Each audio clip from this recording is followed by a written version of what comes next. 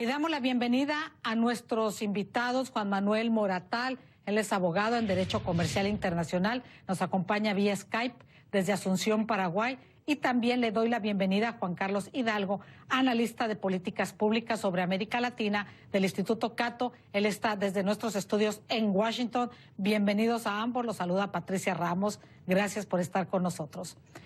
Comienzo con Juan Manuel Moratal.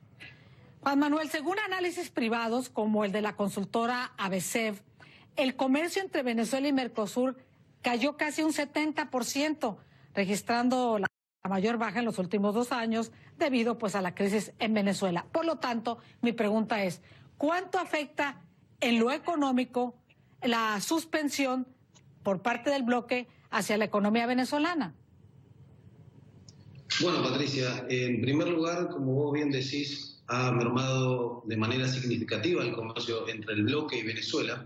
Por lo tanto, el impacto que puede producir esta nueva suspensión, ya que recordemos, en diciembre pasado había sido suspendido Venezuela por una cuestión más técnica que tenía que ver con la aprobación del Congreso venezolano de normas y reglas del Mercosur, pero que en este caso se da en un contexto político. Es una sanción que tiene que ver con una cláusula democrática del protocolo de Ushuaia. Entonces, el impacto, como decíamos, en el Mercosur debemos entender que va a ser mínimo, pero lo importante es tomar nota de cuál sería el impacto en Venezuela. ¿Por qué? Porque esto es una medida más, es una gota más que va a contribuir a la mala situación, o podríamos decir en este momento ya muy difícil situación que está atravesando el pueblo venezolano. Por lo tanto, si se siguen agravando, si se siguen tomando medidas como esta, lógicamente podemos entender que la posición en Venezuela, la vida en Venezuela se va a hacer cada día más difícil. Juan Carlos Hidalgo, retomemos precisamente esto en términos del mensaje político, geopolítico, regional. Precisamente, ¿qué se quiere decir con esto? ¿De qué manera se puede contribuir, además de sumarse a otras sanciones, medidas, señalamientos que ha recibido Venezuela en las últimas semanas? Bienvenido. Buenas tardes. Bueno, esto dice más sobre Mercosur que sobre Venezuela. Recordemos que Venezuela fue incorporado al Mercosur en el 2012 bajo circunstancias bastante inusuales, bastante insólitas.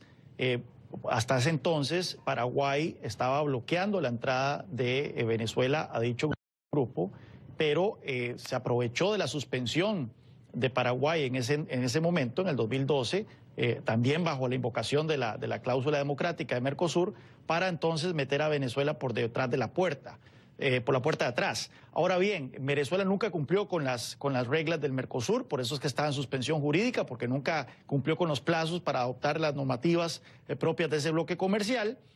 Por lo tanto, esto no tiene un impacto, esta nueva suspensión indefinida no tiene un impacto decidido sobre la materia comercial. Sin embargo, sí es muy simbólico.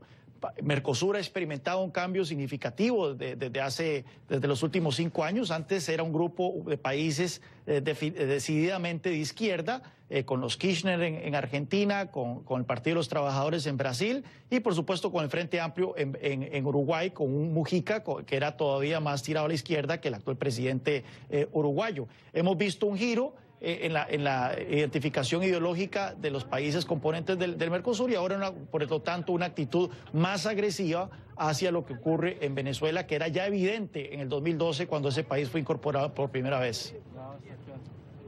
Gracias, Juan Manuel. Desde siempre Argentina y Brasil, bueno, recientemente son los principales exportadores hacia Venezuela, y en cuanto a compras, pues Brasil es prácticamente el único que le compra a Venezuela. Esto dentro del comercio del Mercosur, que como sabemos ha venido a la baja, lo hemos estado informando. Brasil le compra prácticamente el 96% de adquisiciones dentro del bloque. Por lo tanto, ¿cuánto le cuesta esta decisión? Hablemos de los países de afuera, a Brasil en primer lugar y a Argentina, que aunque Argentina tiene poco comercio, Brasil sí tiene mucho, y particularmente de petróleo y de aceites. Bueno, en lo que serían las economías complementarias, debemos recordar, y para esto es importante proyectarnos un poquito en el tiempo, que Venezuela tiene una economía que es complementaria de las economías argentina, brasilera y los demás miembros del Mercosur. Por eso, como proyecto en su momento, la incorporación de Venezuela era tan importante. Además, no podemos dejar de olvidar que es un mercado de más de 30 millones de habitantes, que si bien hoy están en condiciones absolutamente fuera de contexto, históricamente era un mercado muy atrayente. Entonces, el impacto actual, como dijimos, ya que se ha reducido totalmente el comercio, no es tanto. Ahora sí, en la proyección de lo que era un desarrollo de mercado y de economías complementarias. Brasil principalmente, que es el principal, como usted bien dijo, importador de Venezuela, pero Argentina también exportando muchísimo materias primas como leche, como carnes, a Venezuela. Entonces, la lectura hoy en día de ese comercio, debemos decir que, como vienen dándose los hechos y posiblemente prosiga por la posición del gobierno venezolano, que no da el brazo a torcer y de que no escucha razones para encontrar algún tipo de luz al final del camino, evidentemente se va a agravar y posiblemente tienda a terminar totalmente ese gobierno. Ese comercio.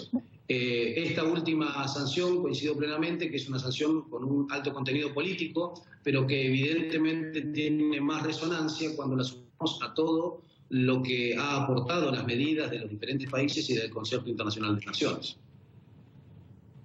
Juan Manuel y Juan Carlos, muy bien, estamos claros que la afectación comercial no es tan fuerte en este momento, dado que ha ido a la baja el intercambio entre los países del bloque con Venezuela, pero sí hay un impacto político, es lo que se busca. Última pregunta para los dos, hablando de comercio. Si bien es cierto, es que Brasil decide sumarse a esto como miembro de Mercosur y por lo tanto se podría haber afectado en cuanto a la llegada de petróleo y aceite a su país por parte de Venezuela, ¿por qué Estados Unidos, según ustedes, no ha dado el paso de frenar, cortar, suspender las compras de petróleo venezolano a este país? Comienzo con Juan Carlos, te pido brevedad. Gracias. Sí, bueno, eso tendría un efecto de disrupción en el mercado de petróleo aquí en Estados Unidos. Aproximadamente el 10% de las importaciones petroleras vienen de Venezuela. Pero Juan Carlos, Estados Unidos tiene, perdona que te interrumpa, tiene reservas enormes. No se vería tan afectado si toma parte de sus reservas, tengo entendido.